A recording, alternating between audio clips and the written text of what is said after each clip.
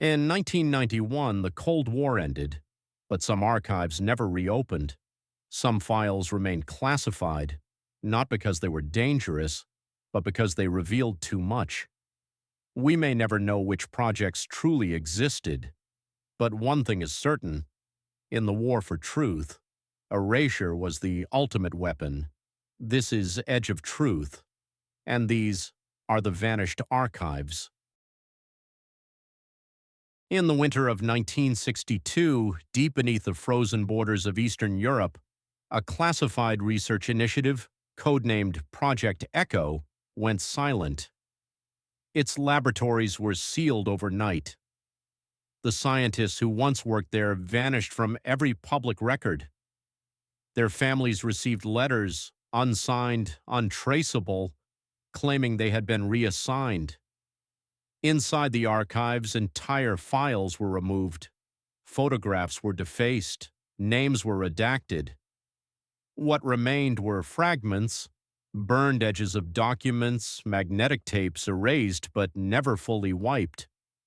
For decades, the project existed only as rumor, whispered among former intelligence officers and technicians, a ghost story from the age of control.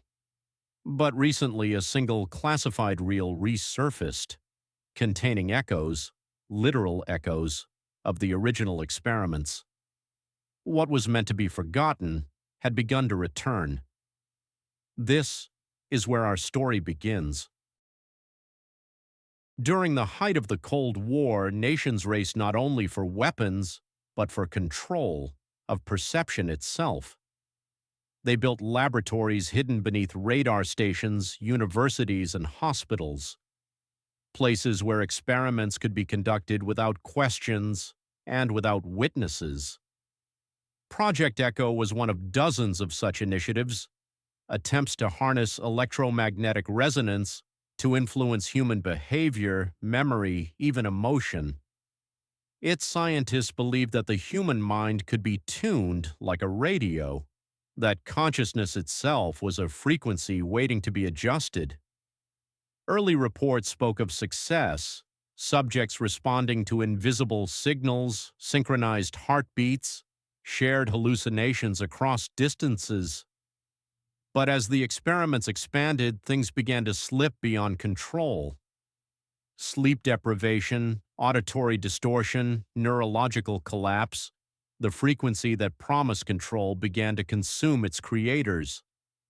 Officially, the records describe this as an interruption of data. In truth, what occurred inside those walls was something else entirely, something that no one would ever speak of again. By the late 1960s, Project Echo had grown beyond control. Reports of illness, hallucinations, and psychological collapse spread among the staff. Then, without warning, the facility went dark. Official memos called it an equipment failure, but inside, the power was deliberately cut, the archives sealed, the data erased. Trucks arrived at night, unmarked and unrecorded. Documents were loaded into steel drums, then burned to ash in the snow. Every trace, every photograph, every logbook, every tape, destroyed. Only fragments escaped, half a sentence, a flicker of film, a single name blacked out in ink. The official investigation concluded within days. No cause, no survivors, no questions. And so the story of Project Echo vanished, not by accident, but by design. Half a century later, an anonymous upload appeared on a forgotten government server. It contained 17 megabytes of corrupted data, labeled simply Echo Recovered. At first, it seemed meaningless, static noise, repeating frequencies, fragmented logs. But hidden within that noise were familiar patterns, identical to the frequency tests conducted in 1962.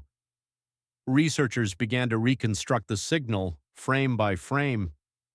As the waveforms stabilized, something else emerged, faint rhythmic pulses, human in origin. The data matched the biosignatures of 3 scientists, all of whom had disappeared 50 years earlier.